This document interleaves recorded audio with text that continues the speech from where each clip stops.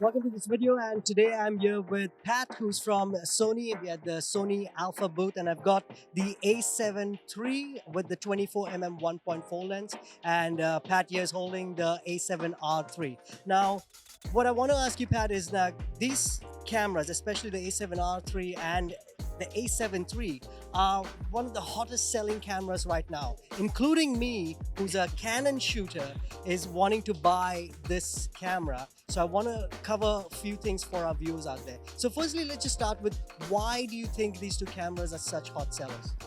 One of the biggest reasons why the A7 III is such a hot seller is you're paying a entry-level price point for a full-frame camera, but you're getting all the most premium features. Like I always tell people when I'm training, it's like walking into a dealership, paying for a Corolla and walking out with a Lexus.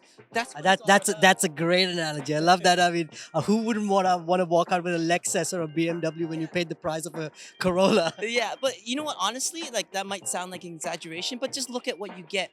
Normally, when you buy an entry-level product, you expect the build quality to be a little less than the more expensive ones. You expect the features to be a little bit less, but like if we compare these two cameras, we have our entry-level full frame. This is a $2,600 body only, and we got a $4,000 A7R III, right?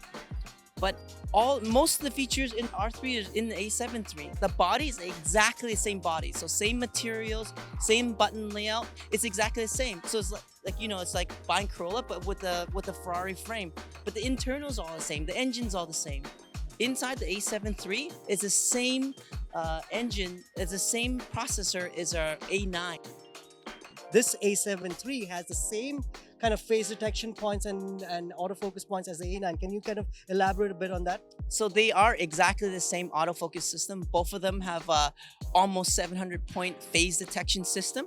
But the biggest difference between the two is all in the type of sensor it uses. The A9 uses a stack sensor, which we call our Exmor RS. And the secret to that stack sensor is the speed. So the faster it can output that information, the faster we can process it and calculate it. So that's the biggest difference between the A9 and the A7 III. So the A9, because you can send out so much information all at once, we can do 60 calculations per second for autofocus and 60 calculations per second for auto exposure. So at 20 frames per second, that's the speed for the A9. So for every single picture you take at 20 frames per second, you've calculated autofocus 3 times, you've adjusted autofocus 3 times, and you've adjusted auto exposure 3 times. If you're a sports photographer, the hit rate is like almost 100%. So you can imagine if you're doing a sports shot, every single picture comes out focused.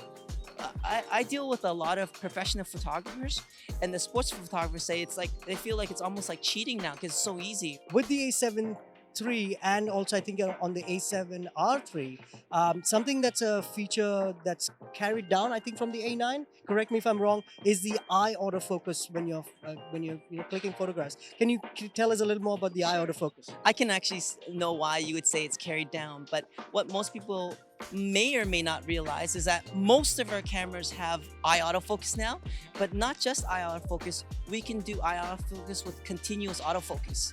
In a lot of people, I know when I first started in photography, I use single shot autofocus most of the time because I do portraits or that sort of thing. I didn't do a lot of sports, but if you ever use a Sony camera and you shot portraits with it and you saw continuous eye autofocus, you would never use anything again. It's like cheating. It's so easy to get your eye perfectly in focus. Yeah. Yeah, and I've been watching a lot of other YouTubers and people who test camera gear doing tests on this, and I mean, some of the results out there are kind of spectacular. Thanks for that information, Pat. Now, in the next video, we're going to cover the Sony 24mm 1.4 lens, which is a new lens that has just been released. But I love all the information that you shared about the A7 III and the A7R III. Now, if you do want to buy either one of these cameras or any of the Sony Alpha cameras or the APS-C size cameras, we leave links for all of those cameras in the description below. So please feel free to click on those links and go and have a look at them. And thank you for watching this video, and we'll see you in the next video talking about the 24mm 1.4.